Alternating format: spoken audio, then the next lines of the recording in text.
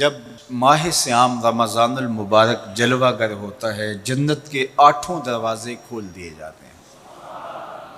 جہنم کے دروازے بند کر دیے جاتے ہیں اور شیاطین جکڑ دیے جاتے ہیں۔ اللہ جل شانہ اس موسم رحمت میں خاص عنایات اپنے بندوں پہ فرماتا ہے۔ ایک نفل ادا کرنے سے فرض ادا کرنے کا ثواب ملتا ہے اور ایک فرض ادا کرنے سے 70 فرائض ادا کرنے کا ثواب ملتا ہے۔ اسی طرح راہ خدا میں 1 روپیہ دو گے تو 70 روپے خرچ کرنے کا ثواب ملے گا۔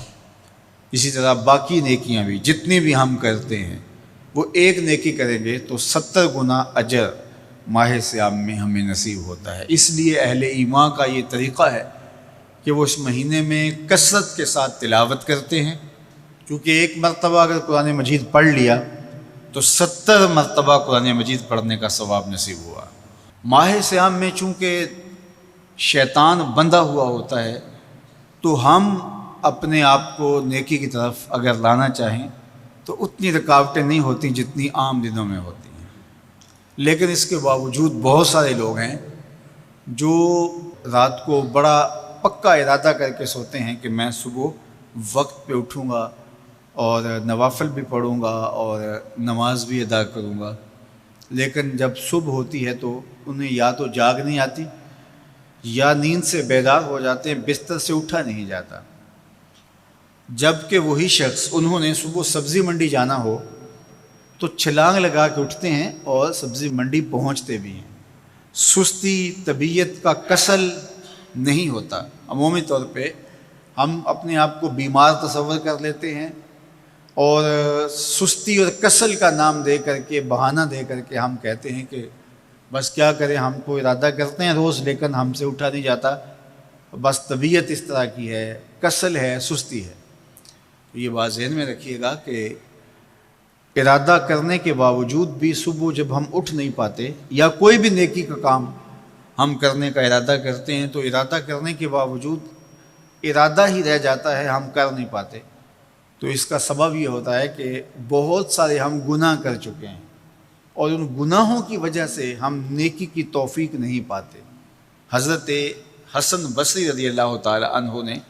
یہی وجہ اس کی بیان فرمائی ہے۔ تو اس کا بہترین طریقہ یہ ہے کہ توبہ کی جائے، اور توبہ بھی سچے دل سے کی جائے، رو رو کے اللہ سے گناہوں کی معافی مانگی جائے، اور سچے دل سے جب توبہ کی جائے تو پھر سارے گناہ نہ صرف مٹا دیے جاتے ہیں بلکہ ان کو بدل کے نیکیوں میں تبدیل کر دیا جاتا ہے۔ تو ماہ صیام کے اندر پختہ عزم کریں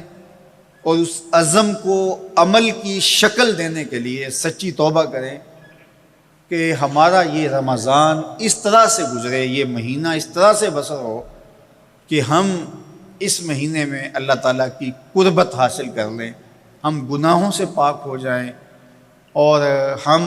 جو ثمرات ہیں، جو فوائد ہیں اس مہینے کے، وہ ہم سمیٹ سکیں۔ تو یہ وہ مہینہ ہے جس کے انتظار میں میرے اور آپ کے آقا و مولا اپنی آنکھیں لگائے ہوتے تھے اور دن گن گن کے وقت گزارتے تھے کہ ماہ صیام آ رہا ہے۔ تو اس مہینے کا عزت کے ساتھ، تکریم کے ساتھ، اعزاز کے ساتھ استقبال کرو اور اس کو پلکوں پہ بٹھاؤ، اس کو دل پہ بٹھاؤ۔ اس مہینے کی تکریم یہ ہے کہ اس میں ہر برا کام چھوڑ دیا جائے۔ اگر کوئی شخص برا کام نہیں چھوڑتا اور روزے رکھتا ہے تو میرے اور آپ کے آقا و مولا کا ایک فرمان سن لیجئے، من لم یدع قول الزور والعمل بہ فلیس للہ حاجۃ فی ان یدع طعامہ و شرابہ۔ فرمایا کہ جو جھوٹ اور برے کام نہیں چھوڑتا، اس کے بھوکا اور پیاسا رہنے کی اللہ کو کوئی ضرورت نہیں ہے۔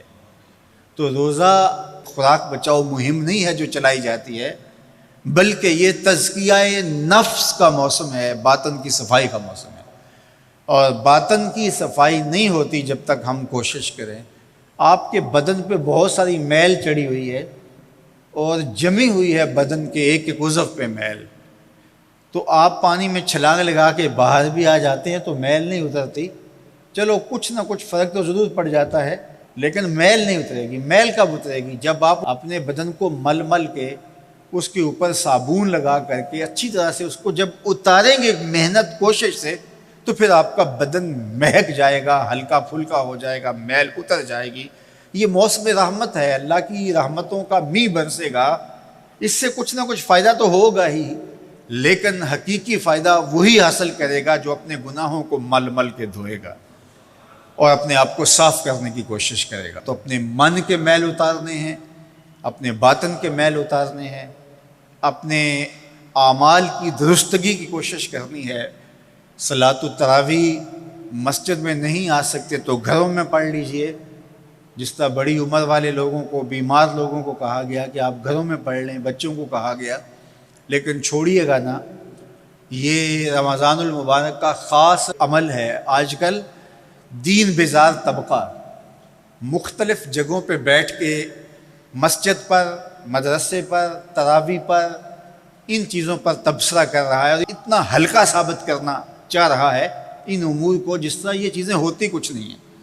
جبکہ ماہ صیام کے قیام پر میرے اور آپ کے آقا مولا نے بشارت دیتے ہوئے فرمایا، من قام رمضان ایمانا و احتسابا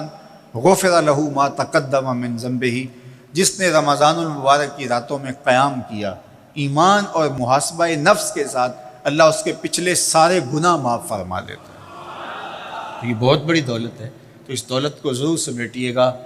ضرور حاصل کیجئے گا، من کی ستھرائی، عفت اور پاکیزگی کا ساماں کیجئے گا۔ اللہ آپ سب کو اپنی امان میں، اپنی حفاظتوں کے حصار میں رکھے۔